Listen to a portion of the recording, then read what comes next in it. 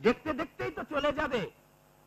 প্রৌরাক্রান্ত হব, যৌবন প্রাপ্ত হব, বৃদ্ধ হয়ে যাব, চুল পেকে যাবে, চুল উঠে যাবে, পেকে যাবে, টাক বাবা হয়ে যাব, ছাদ বাবা হয়ে যাব, ছাদে মাল থাকবে না।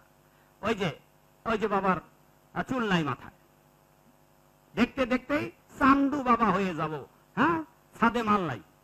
ওই যে বাবা একটা অর্ধেকটা ছাদে মাল নাই, অর্ধেকটা বাবা, হ্যাঁ, বাবার অর্ধেকটা না, মাথার অর্ধেকটা। এই পরিণতি। আমরা যখন কলেজে ছাত্র, সেই সময় দেশে যৌবন পিয়াসী কবিরা আবার গান নিয়ে এলেন, সাগরে ঢেউ থামাবো, পাথরে ফুল ফুটাবো তোমায় ভালোবেসে। আজ থেকে হাজার হাজার বছর পূর্বে। সেই জন্য প্রহ্লাদ মহারাজ আদেশ দিয়েছিলেন, ভবিষ্যতে এই ছেলেমেয়েরা কলিযুগে নষ্ট হয়ে যাবে। প্রহ্লাদ মহারাজ ভগবানের মুক্ত ভক্ত, হাজার হাজার বছর আগে বলেছেন, কিশোর বয়স থেকে ভক্তি জীবন যাপন করো, নইলে যৌবনকে অটুট রেখে ভক্তি জীবনে প্রবেশ করতে পারবে না।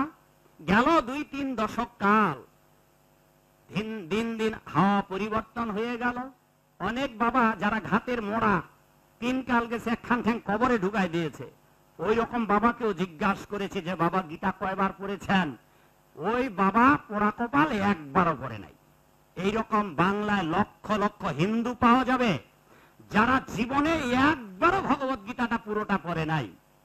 এই জাতির কে ধর্মের ব্যাপারে দুর্ভাগ্য হবে না তো কোন জাতির হবে বাবা? তা তো নিজের চোখেই দেখতে পেলেন, শুনতে পেলেন যে গীতায় কতগুলা শ্লোক পড়া দূরের কথা বাবুরা বলতে পারলো না। তাই বাবা আমি মিনতি করবো, এটা লজ্জা নয়, এটার জন্য তোমরা দায়ী নয়, এটার জন্য আমাদের উচ্চ সমাজের কুলের সমাজপতিরা দায়ী, এর জন্য গুরুরা দায়ী, এর জন্য ব্রাহ্মণেরা দায়ী অধিকাংশই, এর জন্য সমাজপতিরা দায়ী, এর জন্য সমাজের হিতৈষী ব্যক্তিরা দায়ী, যারা আমাদেরকে সেই সম্বন্ধে জানায়নি যে প্রতিদিন একটি করে গীতার শ্লোক পড়া উচিত। দুটো জিনিস লাভ হবে। এক, যদি আপনার ছেলে মেয়েদেরকে গীতা পড়ানো শুরু করে দেন, তাহলে সে জানবে আমি কে, কেন আমার এত দুঃখ কষ্ট, কি জন্য আমি এই জগতে এসেছি। আমি নিত্য সনাতন, আমার ধর্মের নাম সনাতন, আরাধ্য ভগবান শ্রী গোবিন্দ কৃষ্ণ। অন্তত নিজের ধর্মকে সে কোনোদিন পরিত্যাগ করবে না। দুটা জিনিস লাভ হবে। সে নিজে জানবে আমি হিন্দু সনাতনী, আর কখনোই নিজের ধর্ম ত্যাগ করে ধর্মান্তরিত হবে না। কেননা আজকালকার ছেলেমেয়েরা এমন এক জায়গায় একেবারে দৌড়াচ্ছে, ছেলেমেয়ের যে এখন পরিণতি, এরা যে ভালোবাসা আর প্রেমের নামে যে কামড়া কামড়ি শুরু করেছে, তাতে ওরা একদিন শীঘ্রই জগৎটাকে নরকে পরিণত করবে। সেই জন্যে আপনাদের ছেলে মেয়েদেরকে এই গীতার আলোকে হৃদয় জ্বালাতে হবে। সেই জন্য ভাগবতে প্রহ্লাদ মহারাজ বলেছেন, কৌমারং আচরে প্রাজ্ঞ ধর্মান ভাগবতা নিহ। বুদ্ধিমান মানুষের উচিত ছোটবেলা থেকেই, ছেলেদের ছোটবেলা কিশোর বয়স থেকেই এই গীতা ভাগবত হাতে তুলে দেওয়া উচিত, নাইলে চরিত্র নষ্ট হয়ে যাবে। যদি আমরা চরিত্র পরীক্ষা করি স্কুল কলেজ বিশ্ববিদ্যালয়ের ছেলে মেয়েদের, দেখবেন যে 90% ছেলে মেয়ে বিপদগামী। সবার ছেলে মেয়ে আছে, যদি বাড়িতে মেয়ে থাকে হবু জামাই কয়েকটা সিরিয়াল দিয়ে বানায় রাখছে। যদি মেয়ে থাকে না, মেয়ে থাকলে হবু জামাই বানিয়ে রেখেছে, আর ছেলে থাকলে কি বাবা হবু বৌমা টৌমা আছে নাকি রে? ওরা এখানে বলতেছে সাধু মানুষ, করছে না না নেই। হ্যাঁ, এই দিন নয়, আরো দিন আছে। এই দিন দেখিয়ে দেবে সেই দিনের কাছে। হ্যাঁ, যুবক যুবতী 2 নাম্বারি করছো, ঠিক আছে করো বাবা, মরণ যেদিন দিনের শেষে আসবে তোমার দুয়ারে, সেদিন তুমি কি ধন দেবে উয়ারে। এখন পার্কিং করছো, ডেটিং করছো, ওগুলাও চলে গেল। হ্যাঁ, আমরা যখন প্রাইমারি ছাত্র ছিলাম তখন যৌবন পিয়াসী কবি গান রচনা করেছিল, যৌবন জোয়ার একবার আসে রে বন্ধু, পরের লাইনটা বাবা, চলে গেলে আর আসে না। আহা, হৃদয়, যদিও গানটা আধুনিক, হৃদয় ভাবে বিভোর হয়ে যেত। ওহো, দেখতে দেখতেই তো চলে যাবে। প্রৌরাক্রান্ত হব, যৌবন প্রাপ্ত হব, বৃদ্ধ হয়ে যাব, চুল পেকে যাবে, চুল উঠে যাবে, পেকে যাবে, টাক বাবা হয়ে যাব, ছাদ বাবা হয়ে যাব, ছাদে মাল থাকবে না। ওই যে বাবার চুল নাই মাথায়, দেখতে দেখতেই চান্দু বাবা হয়ে যাব। হ্যাঁ, ছাদে মাল নাই। ওই যে বাবা একটা অর্ধেকটা ছাদে মাল নাই, অর্ধেকটা বাবা। হ্যাঁ, বাবার অর্ধেকটা না, মাথার অর্ধেকটা। এই পরিণতি। আমরা যখন কলেজে ছাত্র, সেই সময় দেশে যৌবন পিয়াসী কবিরা আবার গান নিয়ে এলেন, সাগরে ঢেউ থামাবো, পাথরে ফুল ফুটাবো তোমায় ভালোবেসে। আজ থেকে হাজার হাজার বছর পূর্বে। সেই জন্য প্রহ্লাদ মহারাজ আদেশ দিয়েছিলেন, ভবিষ্যতে এই ছেলেমেয়েরা কলিযুগে নষ্ট হয়ে যাবে। প্রহ্লাদ মহারাজ ভগবানের মুক্ত ভক্ত, হাজার হাজার বছর আগে বলেছেন, কিশোর বয়স থেকে ভক্তি জীবন যাপন করো, নইলে যৌবনকে অটুট রেখে ভক্তি জীবনে প্রবেশ করতে পারবে না। গেল 2-3 দশক কাল, দিন দিন হাওয়া পরিবর্তন হয়ে গেল। সেই দিনের যে হৃদয়ের ভালোবাসা, মানুষের একে অপরের প্রতি যে সৌহার্দ্য, প্রীতি, সম্প্রীতি, হৃদ্যতা, যত শিক্ষিত হতে লাগলো, সবাই পাষাণ হয়ে যেতে লাগলো। এখন অধিকাংশ রুচি বিশিষ্ট মানুষ নেই, সব অধিকাংশই অভদ্র রুচি বিশিষ্ট মানুষ। অল্প কারণে ঝগড়া বিবাদে লিপ্ত। গেল বাবা 3 দশক কাল, এলো ছোট ছোট মোবাইল, এটারও বহর।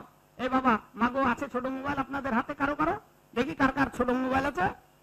ছোট মোবাইল নেই সবাই। আজকাল আমরা বড় লোক। হ্যাঁ, এখানে সামনে 2টা আছে। ওহো, 3 জন আমার মতো ভিখারি পাওয়া গেছে। ওই যে আরেক ভিখারি। হ্যাঁ, যাই হোক, আছে অনেকের 2টা মোবাইল আছে। ছোটটা আছে, এটা তার ফেলায় দেওয়া যায় না, বড়টা যখন নিছে, তাই 2টাই আছে। তো ওই যাকে বললাম, মাগো, ছোটটা নিয়ে চলে না, এখন বড়। হ্যাঁ, এখন ছোট মোবাইল নাই, বড় মোবাইল, অ্যান্ড্রয়েড মোবাইল বা টাচ মোবাইল। আর এখন ঘরে ঘরে হাইফাই লাইন চলে এলো। তারপর ওই পার্কিং গেল, ডেটিং গেল। এখনকার ছেলেমেয়েরা ইয়ারফোন লাগিয়ে সারাক্ষণ ধুমধারাক্কা ডিজে ডিজে ডিজে গান শুনতেছে, আর মোবাইলে এখন চ্যাটিং করতেছে। হ্যাঁ, ভালোবাসা ভালোবাসা, প্রেম প্রেম, আই লাভ ইউ। অনেকে ভাববেন, বাবা ভাগবত পাঠে সাধুর মুখে আই লাভ ইউ কথা কেন? এই জগতের এই প্রেক্ষাপট হয়েছে, আপনার ঘরের ছেলেমেয়েরা দুর্ভাগ্যবশত এইগুলো করছে। এইবার আমরা সেই জন্যই বলছি, যাতে ওগুলো বন্ধ করা হোক। পরিণাম কি হচ্ছে? ছেলেমেয়েরা বিপদগামী হচ্ছে, ধর্মের ব্যাপারে কিচ্ছু জানতে পারে না। মধ্যযুগের বৈষ্ণব কবিদের পদ আমি পড়েছি, অনেক পদ পড়েছি। বিদ্যাপতি কবিবর বলেছেন, কত বিদগ্ধ জন রসই অনুগমন, অনুভব কাহু কুনাপেক্ষ, বিদ্যাপতি কহে প্রাণ জুড়াইতে লাখে নামের লয়ক। গুণীজন, ব্যথিত জন, কার কাছে গিয়ে তাপিত প্রাণ জুড়াবে, এমন ব্যক্তি পাওয়া মুশকিল। বধূ হে কেমনে বাঁধিব হিয়া, যার অনেক অর্থই আপনারা বুঝবেন না অনেকে। বধূ হে কেমনে বাঁধিব হিয়া, আমারও বধুয়া আন বাড়ি যায়, আমারও আঙ্গিনা দিয়া। কেরে মা, কথাটার মানে বসছেন? বধূ হে কেমনে বাঁধিব হিয়া, আমারও বধুয়া আন বাড়ি যায়, আমারও আঙ্গিনা দিয়া। এইবার সেই আধুনিক যুগের না মধ্যযুগের বৈষ্ণব কবিদের হৃদয়ের যে হৃদ্যতা। এই বাবা, পালাচ্ছ নাকি? না না, পালাবে না বাবা, আমি কিন্তু খেয়াল করছি। কেউ পালাবেন না, দয়া করে আপনারা সময় দেন। যদি বলেন বাবা আর 10 মিনিট 5 মিনিট, যখন বলবেন তখন শেষ করব, কিন্তু আমার শেষ না করা পর্যন্ত আপনারা অন্তত বাবা আমার মিনতি পালাবেন না। আর যদি পালান, অভিশাপ দেব, আর সেই অভিশাপ বালিশ পর্যন্ত যাবে। ঠিক আছে? সুতরাং না শুনে পালাবেন না। আর যদি বলেন আমরা পালাবো, দয়া করে এখন শেষ করেন, আমি ওই মুহূর্তে শেষ করে দিব, কিন্তু না শেষ করে পালাবেন না। ঠিক আছে? আর 3 মিনিট বাকি, 11টা বাজতে। সুতরাং সেই মধ্যযুগের কবির যে আরতি, কয়েকবার বললাম, বধুয়ে কেমনে বাঁধিব হিয়া, আমারও বধু আন বাড়ি যায়, আমারও আঙ্গিনা দিয়া।